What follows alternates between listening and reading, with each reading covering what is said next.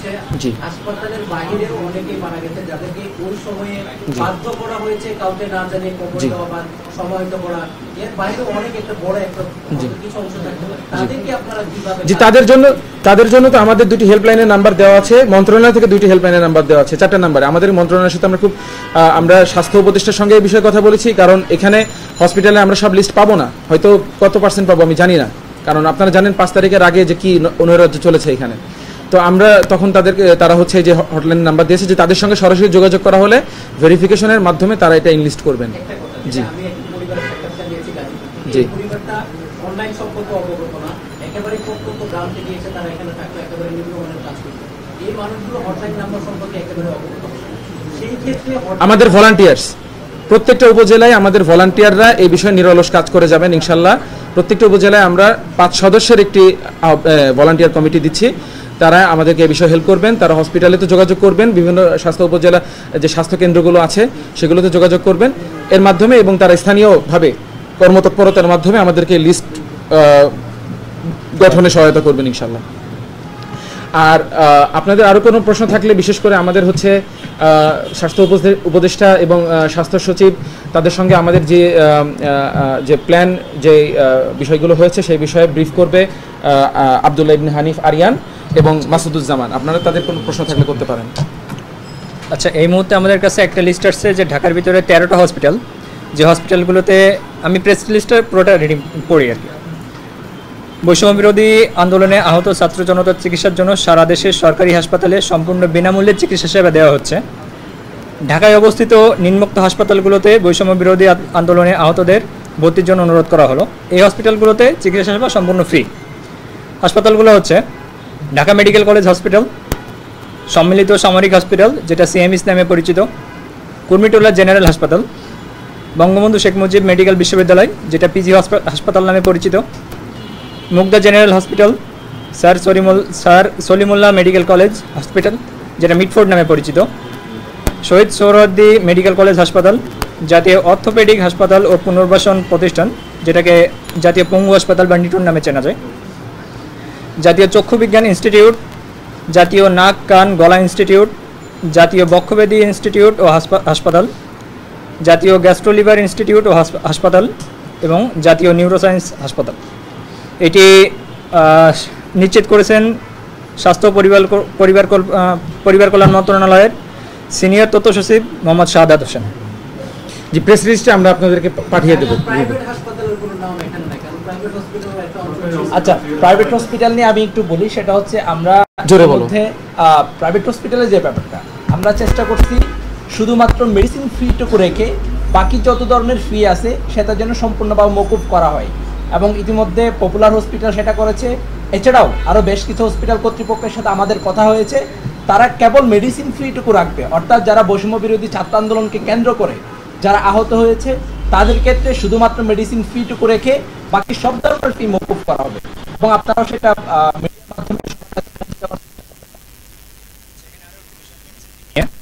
আমরা গতকাল মন্ত্রণালয়ে আমরা একটা সভায় বসছিলাম, যেখানে আমাদের স্বাস্থ্য উপদেষ্টা ম্যাডাম ছিলেন এবং বিভিন্ন মেডিসিন কোম্পানির যে রিপ্রেজেন্টেটিভ এবং ওনার তারা ছিলেন। তারা আমাদেরকে এই বিষয়টা নিশ্চিত করেছেন যে এরপর থেকে আহতদের চিকিৎসা সেবায় কোনো ধরনের মেডিসিন কস্ট তারা রাখবেন না, মেডিসিন কস্টও তারা ফ্রি করে দিয়েছেন।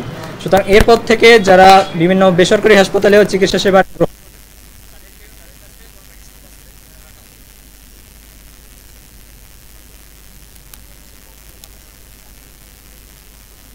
প্রেস ব্রিফিংও বলেছিলাম।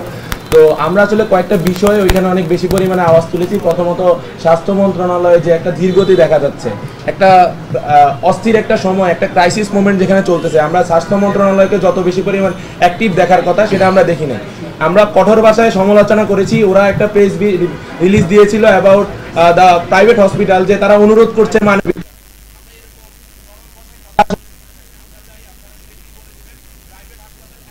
যাতে মুক্ত করা হয়। আলটিমেটলি হচ্ছে না, আমাদের যারা দায়িত্বপ্রাপ্ত আছে তাদের সাথে প্রাইভেট হাসপাতালে বারবার কথা হচ্ছে। এছাড়া আরেকটা বিষয়, আমরা ওষুধ কোম্পানির যারা প্রতিনিধি ছিল, আমরা একটা মন্ত্রণালয় মিটিংয়ে ছিলাম, আমাদের স্বাস্থ্য সচিব ছিল, স্বাস্থ্য উপদেষ্টা ছিল। আমরা ওইখানে জোর গলায় দাবি জানিয়েছি যে ওষুধ কোম্পানিগুলো যাতে যত পরিমাণ ওষুধ এখন লাগতেছে সবগুলো যাতে ফুল ফ্রি করে দেয়, এবং ওষুধ কোম্পানির যারা দায়িত্বশীল বা বিভিন্ন বাপি আই গেস ওই সংগঠনটার নাম, তো ওদের যারা নেতৃস্থানীয় তারা এটাতে একমত হয়েছে। কিন্তু এখন আমরা যেটা চেয়েছিলাম যে হাসপাতাল এবং ওষুধ কোম্পানির সরাসরি একটা কোলাবোরেশন হোক। হাসপাতাল রিকোয়েস্ট করবে যে I need this amount of medicines or instruments, medicine কোম্পানিরা হচ্ছে সেই পরিমাণ হাসপাতালকে দিবে, কিন্তু এইটা আসলে মেডিসিন কোম্পানিগুলো আসলে মানতেছে না। এই বিষয়টা নিয়ে আমরা আরো প্রেসারাইজ করতেছি। আমরা অলরেডি যেটা হচ্ছে যে আপনারা শুনেছেন তালিকার কথা, আমরা কিন্তু পার্সোনাল লেভেলে তালিকা করতে পারি, কিন্তু বিষয়টা হচ্ছে আমরা যদি এটা মিনিস্ট্রিকে ইউজ করে গভর্নমেন্ট লেভেলে করি তাহলে এটা আরো বেশি পরিমাণ ভালো এবং নির্ভরযোগ্য হবে। এখন একটা কথা চলে আসে যে গভর্নমেন্টের তালিকা আমরা বিশ্বাস করবো কিনা।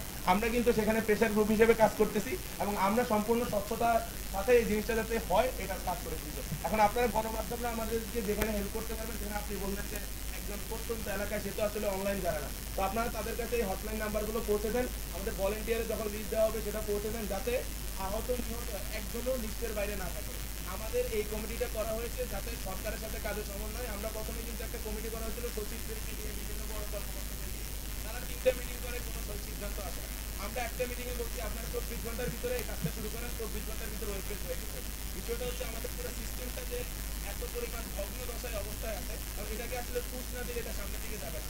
আপনারা আপনাদের পজিশন থেকে লেখালেখি শুরু করেন যে সব অনিয়মের বিরুদ্ধে। আমরা কিন্তু একটা মেডিকেল কলেজ, সোনামাটি মেডিকেল কলেজ হাসপাতালের কিন্তু অনিয়ম আমরা তাদের পরিচালকের আসলে চোখে আঙ্গুল দিয়ে স্বাস্থ্য উপদেষ্টা দেশটার সামনে সব কর্মকর্তাদের সামনে উনি কথা দিয়েছে এই বিষয়গুলো দেখবে। এরকম আমরা হয়তো সব হাসপাতালে যেতে পারতেছি না, কিন্তু যে ওই হাসপাতালে যারা আছে, যারা অনিয়ম সম্বন্ধে জানেন, তাদেরকে আপনারা বেশি পরিমাণ কাভার দিবেন, তাদেরকে সামনে নিয়ে আসবেন। আমরা চাই স্বাস্থ্য খাতে সম্পূর্ণ সংস্কার, এই জন্য যা করা লাগে আপনারা গণমাধ্যম সবাইকে সহায়তা করবেন। আর কোনো প্রশ্ন আপনাদের? আচ্ছা, ডক্টর মনির কিছু। জি, আমি ডক্টর মনিরুজ্জামান। জোরে। হ্যাঁ, আমি আর একটা ব্যাপার আপনাদেরকে জানাতে চাই। আপনারা জানেন যে এই আন্দোলনে যে আহত যে মানুষগুলো আছে, অনেকেই কিন্তু আছেন যে যাদের আপনার বলা যায় ক্রিটিক্যাল Emergency cases। অনেক বেশি, যাদের হয়তো এমনও হতে পারে বাংলাদেশে তাদের ট্রিটমেন্ট করা সম্ভব না। তো আমরা কিন্তু সেক্ষেত্রেও একটা ভালো কিন্তু একটা উদ্যোগ নিয়েছি। ধরেন যদি একটা পেশেন্টের আমার দেশে যদি তার ট্রিটমেন্ট যদি পসিবল না হয়, দরকার হলে আমরা বিদেশ থেকে ডক্টর আনাবো এখানে, এনে আমরা স্পেশাল একটা মেডিকেল টিম গঠন করে সেই পেশেন্টের চিকিৎসা আমরা নিশ্চিত করবো আমরা।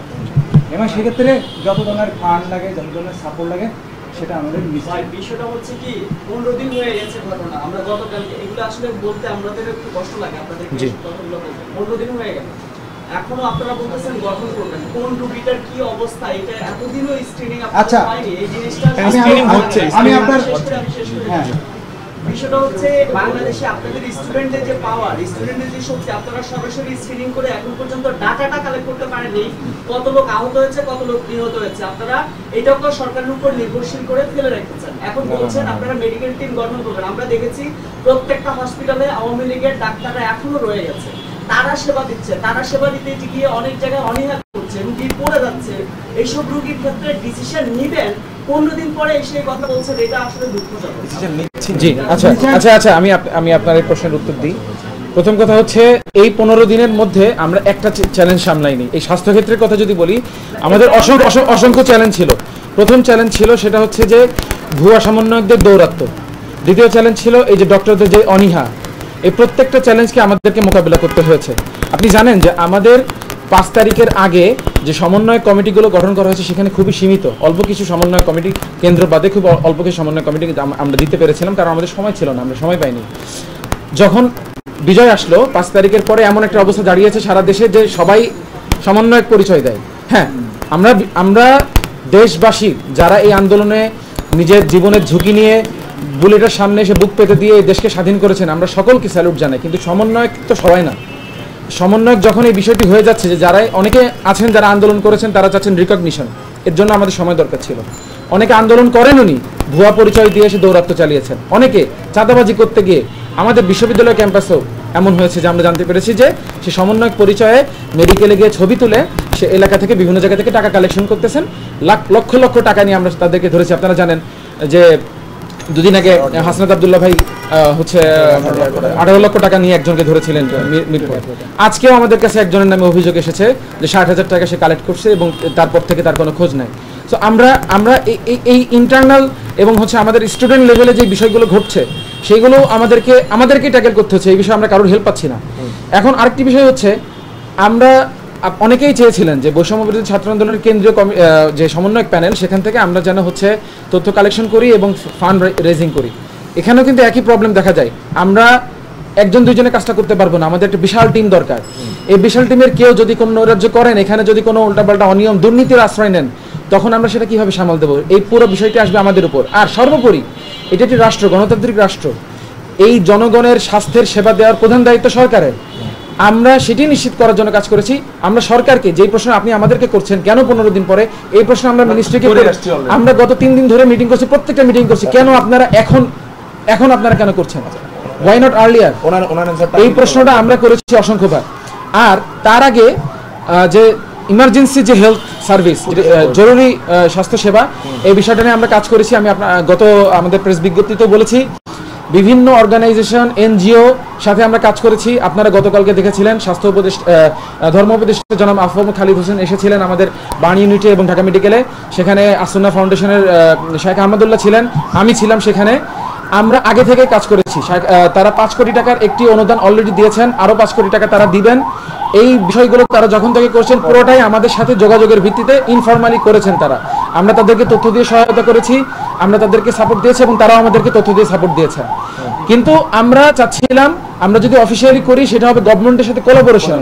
আর গভর্নমেন্ট, আপনি জানেন যে খুবই টার্মোনাল একটা সিচুয়েশন, নতুন গভর্নমেন্ট ফর্ম হয়েছে, এতগুলো চ্যালেঞ্জ।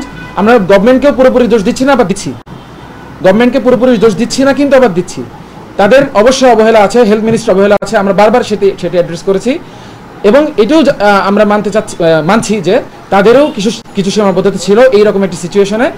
এখন ইমার্জেন্সি হেলথ সার্ভিস যেটা, যারা এখনও এই মুহূর্তে, যার হয়তো 10 লাখ টাকা দরকার, 5 লাখ টাকা দরকার, বা যে অনেক চিকিৎসা পাচ্ছে না, তারা আমাদের সঙ্গে যোগাযোগ করছেন। তাদেরকে আমরা বিভিন্ন চ্যানেলে আমি আগেও বলেছি, আমাদের এই কমিটির কেউ কোনো টাকা পয়সা লেনদেন করবে না, আমরা একটা টাকাও কারো কাছ থেকে নিচ্ছি না, কাউকে দিচ্ছি না। যারা এখানে শুভাকাঙ্ক্ষী আছেন, বিভিন্ন প্রতিষ্ঠান আছেন, অর্গানাইজেশন আছে, বিভিন্ন ইন্ডাস্ট্রির প্রধানেরা আমাদের সঙ্গে যোগাযোগ করছেন, আমাদের সঙ্গে আকিস গ্রুপ যোগাযোগ করেছিলেন, আরও অনেক আছেন। আমরা তাদের কাছে রেফার করে দিচ্ছি, আপনি প্লিজ এই পেশেন্টটাকে একটু দেখেন। এই ভিত্তিতে এই সূত্রে আমরা অনেক পেশেন্টকে হেল্প করেছি এবং খুব দ্রুত করব। আর আমাদের টার্গেট হচ্ছে, যত উন্ডেড মানুষ আছেন, যারা অলরেডি সুস্থ হয়ে গেছেন বা সুস্থ হওয়ার পথে, তাদের খরচ হয়েছে বা যেই হোক, তারা যেন প্রত্যেকে তাদের ক্ষতিপূরণটা সরকার থেকে পায়, এবং এটি যেন খুব দ্রুত সময়। তারা 2 মাস সময় নিয়েছিলেন। স্বাস্থ্য মন্ত্রণালয় আমরা প্রথম যে মিটিং করেছিলাম, তারা বলছে 2 মাসের মধ্যে আমরা করব, সেটি আমরা 1 সপ্তাহের টাইম দিয়েছিলাম। পরবর্তীতে 2 সপ্তাহের আমাদেরকে কমিটির টোটাল, যেহেতু আমরা শুধু আহতদের নিয়ে কাজ করব না, আমরা শহীদদের লিস্ট নিয়েও কাজ করব, আমরা 2 সপ্তাহের সময় নিয়েছি। এবং 2 সপ্তাহের মধ্যে এটি বেশ দুরূহ একটি কাজ, কিন্তু আমরা করব, আমরা এই চ্যালেঞ্জে নেমেছি। আচ্ছা, ঢাকার বিষয়টা বলি একটু আপনার কথা। আমাদের কিন্তু যারা এখানে আছে, ওনাদের বেশিরভাগের নাম্বার কিন্তু পাবলিকলি দেওয়া আছে বিভিন্ন গ্রুপে। এখন আমাদের কাছে দিনে প্রায় 200 থেকে 250 কল আসতেছে। আমরা আমাদের ভলান্টিয়ারদেরকে বিভিন্ন হাসপাতালে পাঠাচ্ছি, আমাদের কাজ কিন্তু চলমান, এটা আপনারাও ভালো করে জানেন। বিষয়টা হচ্ছে কি, আমাদের একটা কেন্দ্রীয়ভাবে একটা নিয়ন্ত্রণ ছিল না এতদিন, কারণ সবাই আসলে, আমি কাউকে দোষারোপ করতেছি না, তিনিও কিন্তু ভলান্টিয়ার এবং তিনিও ভালো কাজ করতেই যাচ্ছেন। কিন্তু এখন সমন্বয়হীনতার কারণে একটা মিসআন্ডারস্ট্যান্ডিং হয়ে যাচ্ছে এবং ডাক্তাররা অনেক অসুবিধার সম্মুখীন হচ্ছিল। না হলে আমাদের টিম কিন্তু কাজ করতেছে বিফোর, আই গেস গত মাসের 23 তারিখ থেকে আমাদের মেডিকেল টিমটা কাজ করতেছে। গত মাসের 23 তারিখ। আমরা আজকে কেন আসতেছি, কারণ আমরা মন্ত্রণালয়ের সাথে এখন কোঅর্ডিনেশনে আসছি। কিন্তু গতকালকে বলেন, গত পরশু আমরা কিন্তু সব হাসপাতালের পরিচালক বলেন, হাসপাতালের যে কর্তৃপক্ষ, তাদের সাথে কিন্তু আমরা ক্লোজলি কানেক্টেড। এই যে প্রাইভেট হাসপাতালে যে বিল আসে, এগুলো আমরা প্রকাশ করতেছি না, কিন্তু বিল আসে 3 লক্ষ টাকা। আমরা ফোন দিয়ে পরে কর্তৃপক্ষকে অনুরোধ করি, তখন বিল কমে যায়। এরকম আমি জাস্ট এরকম ইনসিডেন্ট, কয়েকশো ইনসিডেন্ট আমরা গতকালকে, গত কয়েকদিনে হ্যান্ডেল করছি। আমাদের পক্ষ থেকে কাজ হচ্ছে না, আসলে এটা বলা যায় না। ঢাকার মধ্যেই তো সবচেয়ে বেশি রোগী, আমাদের কিন্তু লোকজন সবাই পুরো ঢাকা শহর চষে বেড়াচ্ছে। এখন তো জিনিসটা আপনারা আরো বেশি ফর্মালাইজ হয়ে গেল, সেন্ট্রাল হয়ে গেল, আপনারাও দেখবেন। এখন আমরা জাস্ট এই ফর্মুলেশনটা দরকার ছিল। হাসপাতালের মধ্যে যে মিসআন্ডারস্ট্যান্ডিং হচ্ছে উইথ ডক্টরস এন্ড আদার সমন্বয় পরিচয় দিয়ে যারা সমস্যা ক্রিয়েট করতেছে, তাদের জন্য এখন আমরাই যখন অথরাইজেশন দিব, এখন আশা করি আর কোনো প্রবলেম ক্রিয়েট হবে না। আর কাজটা কিন্তু ফাস্ট করার জন্যই এটা করা হয়েছে। আমরা আমাদের পক্ষ থেকে কিন্তু লিস্ট করতেছি, আপনারা যদি চান আমরা আমাদের লিস্টও শেয়ার করতে পারি, বাট আমরা চাচ্ছিলাম লিস্টটা সবাইকে নিয়ে ইনক্লুসিভ একটা লিস্ট। আমি এখন 2000 একটা লিস্ট করলাম, তাহলে আমার সীমিত ম্যান পাওয়ার দিয়ে হলো না। তো আমরা চাচ্ছি 20,000 যদি আহত হয়ে থাকে, 30,000 যদি আহত হয়ে থাকে, আমাদের ফুল লিস্ট থাকবে এবং আমরা এটা 2 সপ্তাহের ভিতরে পাবলিক করবো, এরকম একটা চ্যালেঞ্জ। অনেক এটা আমরা চ্যালেঞ্জ যেহেতু নিয়েছি, অনেক বাধা আসবে, কিন্তু আমরা চ্যালেঞ্জটা যাতে ফুলফিল করতে পারি উইদিন খুব শর্ট পিরিয়ড টাইমের মধ্যে। হ্যাঁ, তাদের জন্য চলতেছে ট্রিটমেন্ট, আমরা ম্যানেজ করতেছি। আপনি যদি এখন যে কোনো আইসিইউতে যান, আপনি জাস্ট একটু খোঁজ নিতে পারেন যে আমরা কি করতেছি। আমরা অলরেডি প্রেসার দিতেছি যে সম্পূর্ণভাবে আমি একটা উদাহরণ দেই যে কুর্মিটোলা জেনারেল হাসপাতালে একটা রোগী ছিল গতকালকে সন্ধ্যায়, কেউ একজন আমাদের ভলেন্টিয়ার আমাকে ফোন দিল যে আপনি এই রোগীটার কিছু একটা করেন, বিদেশে নেন বা ইয়েতে নেন। আমি তারপরে পিজি হাসপাতালে আমাদের একজন পরিচালক ডাক্তার, ওনাকে আমি ফোন দিলাম যে স্যার কি করা যায়। পরে ওনারা গতকালকে রাত্রে বোর্ড মিটিং করে ওনাকে পিজি হাসপাতালে আনছে। আপনারা খোঁজ নিতে পারেন, ঠিক আছে? এখন আমাদের পক্ষ থেকে যত যা করা সম্ভব আমরা করতেছি, কোনো গাফিলতি তো নাই, আমরা সারাদিন রাত চেষ্টা করতেছি। আচ্ছা, আরেকটা বিষয় একটু বলি। আচ্ছা, আপনি যে বলেন যে বিভিন্ন হসপিটালের পরিচালক পর্যায়ে বা ইনফ্লুয়েন্সিয়াল লেভেলে আওয়ামী লীগের অনেক ডাক্তার বসে আছে যারা চিকিৎসা সেবায় অনীহা প্রকাশ করছে, এই যে বিষয়টা, এখন এটা হলো স্ট্রাকচারাল একটা চেঞ্জ। এমার্জেন্সি সিচুয়েশনে আমরা সিচুয়েশন হ্যান্ডেল করবো নাকি স্ট্রাকচারাল চেঞ্জের দিকে কনসেন্ট্রেট দেবো? আমি শেষ করি। আমরা কাজ করার সাথে সাথে এই বিষয়টাও খেয়াল রাখতেছি যে কোন হসপিটালে কে আমাদের কাজে অনীহা প্রকাশ করতেছে বা কে তার কাজটা ঠিকভাবে করতেছে না, এই বিষয়টা আমরা মার্ক করে রাখছি। পরবর্তীতে যখন আমাদের এই সিচুয়েশনটা কিছুটা আন্ডার কন্ট্রোল চলে আসবে, সেই বিষয়গুলোতে আমরা তখন পদক্ষেপ নিব। ধন্যবাদ। প্রেস রিলিজটা আছে, আই গেস মেহেদি প্রেস রিলিজটা সবাইকে দিয়ে